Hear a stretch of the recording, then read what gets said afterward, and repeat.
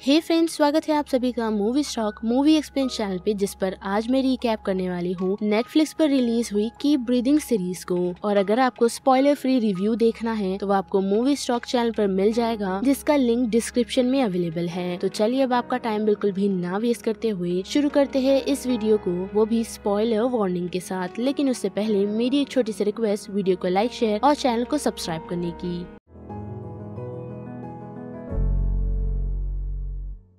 Series की शुरुआत हमें लिव के पास्ट यानी कि उसके बचपन से दिखाई जाती है, जहां हम देख सकते हैं कि उसके डैड और उसकी मॉम के रिलेशनशिप कुछ अच्छे नहीं चल रहे थे, जिसके साथ साथ उसकी मॉम को उसकी पेंटिंग से ज्यादा ही एडिक्शन था, जिस कारण से वो अपनी बेटी लिव पर ध्यान नहीं दिया करती, जो चीज उसके डैड को पसंद नहीं थी, और इसी कारण से उन दोनों के रिलेशंस खराब हो गए। लेकिन एक दिन लिव की मॉम ने उसे स्कूल तो ड्रॉप कर दिया, लेकिन उसे वापस ले आना वो भूल गई, जो चीज लिव के डैड को बिल्कुल पसंद नहीं आई। और उस रात उन लोगों के बीच काफी बहस हो गई, जिस कारण से लिव की मॉम ने ये डिसाइड किया कि वो अपनी बेटी को छोड़ यहाँ से कहीं दूर चली जाएगी। और ठीक उसने ऐसा ही किया, जिस कारण से लिव को काफी झटका पहुंचा और उसने दोस्ती बनाना बंद कर दिए। साथ ही साथ वो खुद को अपने ही किसी तरह के एक सर्कल में रखा करती, और साथ ही उसने धीरे धीरे अपने डैड से खुद का बॉन्ड भी खत्म कर दिया, जिस कारण उसके डैड काफी वरीड हो गए। लेकिन उसके डैड के समझाने पर वो अपने डैड के साथ ठीक से रहने लगी। लेकिन जैसे जैसे वो बड़ी होती गई, उसने फिर से खुद को सभी से दूर रखने का डिसाइड कर लिया, जिस कारण से उसके डैड से भी उसका बॉन्ड टूट गया और वो अपना पूरा समय अपने काम को ही देती है, जो प्रोफेशन से अब एक लॉयर है। जिसके साथ साथ हम ये भी देख सकते हैं कि जब उसके डैड की तबीयत ज्यादा खराब हो जाती है तो वो उनकी नर्स को उनका ध्यान रखने के लिए कहकर अपने काम पर ही फोकस करती है। और साथ ही हम ये भी देख सकते हैं कि उसने ज्यादा दोस्त नहीं बनाए, जिसके साथ साथ उसकी ऑफिस में हम उसकी एक ही दोस्त देख सकते हैं जो उसे लेकर काफी वरीड रहती है। और जब वो उसे अपना टाइम अपने डैड के साथ स्पेंड करने के लिए कहती है तो वो बात सुन लिव काफी चिढ़ जाती है। साथ ही रूथ उसे ये कहती है कि अभी ही वक्त है कि तुम अपने डैड के साथ अच्छा टाइम स्पेंड कर सकती हो।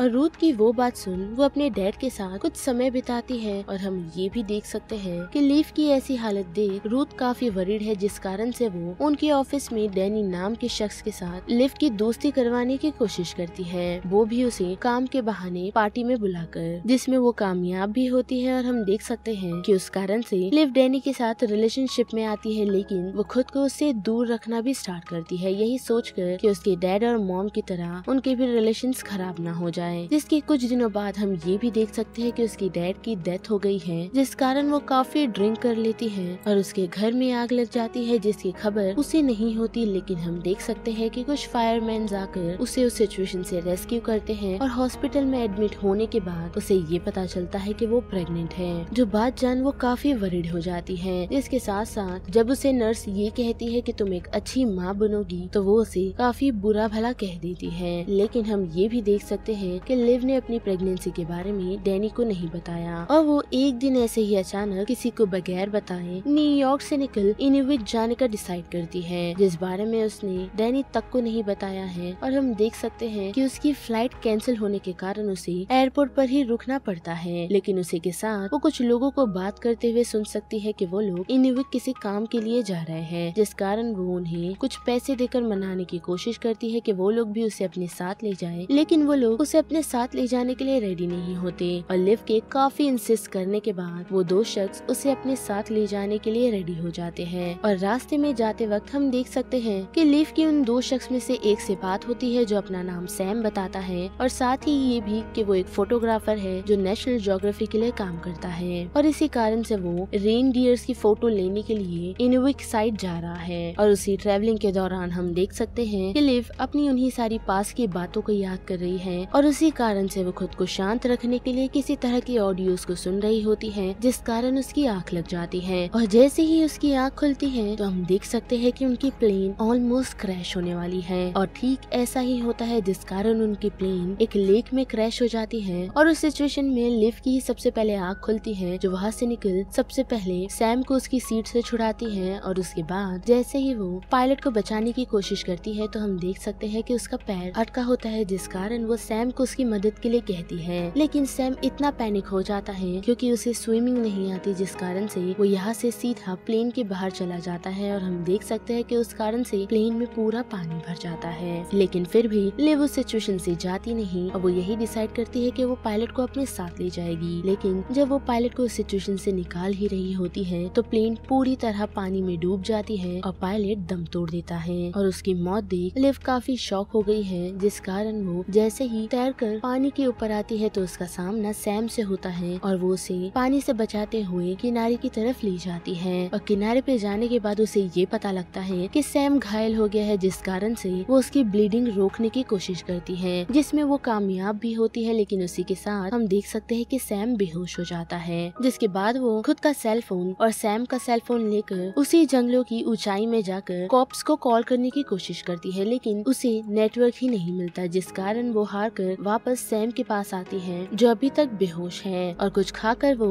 वहीं पर सैम के बाजू में सो जाती है। और दूसरी सुबह जैसे ही उसकी आँख खुलती है और वो ये नोटिस करती है कि सैम की भी आँख खुल चुकी है, जो उसे ये बताता है कि उसके पेट में काफी दर्द है। और हम देख सकते हैं कि जैसे ही लिव उसके स्टमक को चेक करती है तो उसे देख हम ऐसा कह सकते हैं कि उसे काफी गहरी चोट आई है, जो कि अंदरूनी है। लेकिन इतना ही नहीं, बल्कि सैम उसे ये बताता है कि वो कोई फोटोग्राफर नहीं है और वो नेशनल ज्योग्राफी के लिए काम भी नहीं करता, क्योंकि लिव इसी भरोसे में बैठी थी कि सैम को ढूंढने के लिए उसकी कंपनी वाले किसी को भेजेंगे। लेकिन उसकी वो बात सुन वो काफी शॉक है, जिसके साथ साथ सैम उसे ये कहता है कि किसी भी नहीं पता कि वो लोग यहाँ पर आए हैं, यानी कि अब लिव को इस सिचुएशन से अकेले ही निकलना होगा। और इतना कहकर सैम की भी मौत हो जाती है, जिसके बाद लिव बैठकर अपनी सारी यादों को याद कर रही होती है, जिसके साथ साथ उसे ये याद आता है कि मे बी प्लेन के अंदर रेडियो कनेक्शन होगा, जिस कारण से वो फिर से पानी में जाने का डिसाइड करती है ताकि वो उस रेडियो की मदद से कांटेक्ट कर इस सिचुएशन से निकल जाएगी। लेकिन वहाँ जाने के बाद उसे रेडियो नहीं निकलता, जिस कारण से वो उस प्लेन में पड़े हुए सैम के साथ साथ खुद के बैग्स को भी ले आती है। और आते ही साथ वो सैम की बॉडी को दफनाती है। और जब बैग्स को चेक कर रही होती है तो उसमें उसे काफी सारे पैसे मिलते हैं, यानी कि सैम और वो शख्स किसी के पैसे चुरा कर इस सिचुएशन से भाग रहे थे या फिर वो पैसे किसी को देने के लिए जा रहे थे। और उन पैसों से लिव आग जलाती है, साथ ही जंगलों की तरफ जाकर कुछ खाने के लिए भी ढूंढती है, जहाँ उसे बेरीज के अलावा कुछ भी नहीं मिलता और उसे ही खाकर वो सरवाइव कर रही है। जिसके साथ साथ वो मछलियों को पकड़ने का भी ट्राई करती है जो उसके हाथ नहीं लगती। और इन्हीं सारी चीजों के दौरान उसे अपने स्कूल की कुछ लेसन्स याद आते हैं, जिस कारण से वो ये डिसाइड करती है कि रात में जाकर वो लाइट्स को ढूंढेगी, जिसकी मदद से वो इस सिचुएशन से निकल सकती है। और हम देख सकते हैं कि उसे कुछ दूरी पर कुछ लाइट्स तो नजर आती है, लेकिन वहाँ पर वो जाए कैसे,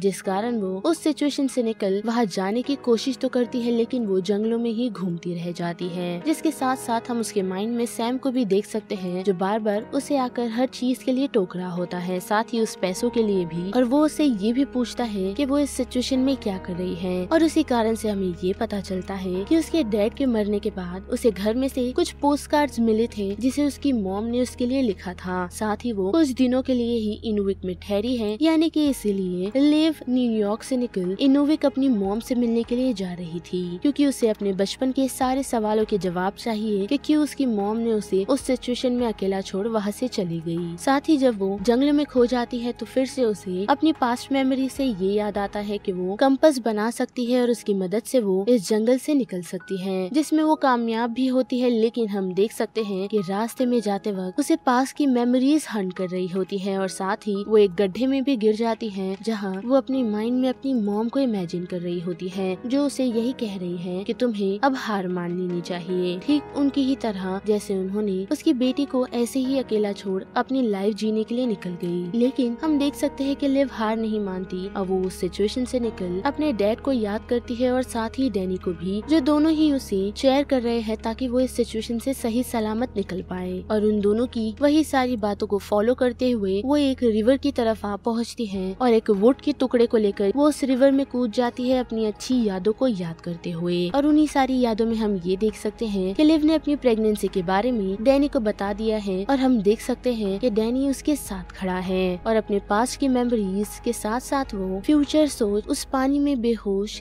या फिर अपना दम तोड़ देती है। लेकिन हम ये भी देख सकते हैं कि वो उस रिवर में बहते हुए दो शख्स को मिलती हैं जो वहाँ पर फिशिंग करने के लिए पहुँचे थे। और जैसे ही वो लोग उसे उस रिवर से बाहर निकालते हैं तो हम देख सकते हैं कि लिव सिर्फ बेहोश हुई थी, यानी कि लिव जिंदा है और वो इस सिचुएशन से सरवाइव भी कर गई। और यहाँ पर कीप ब्रीदिंग सीरीज का ये पूरा रिकैप खत्म होता है। जिस बारे में आप सभी की क्या राय बनती है उसे लेकर आप मुझे कमेंट सेक्शन में बता सकते हो। साथ ही वीडियो आपको पसंद आया तो वीडियो को लाइक, शेयर और चैनल को सब्सक्राइब करना मत भूलिएगा। बाकी मैं मिलूंगी आपको फिर किसी मूवीज या सीरीज के रिकैप के साथ। तब तक के लिए आप movie stock movie explain channel के बाकी वीडियोस को एंजॉय कीजिए। Till then bye.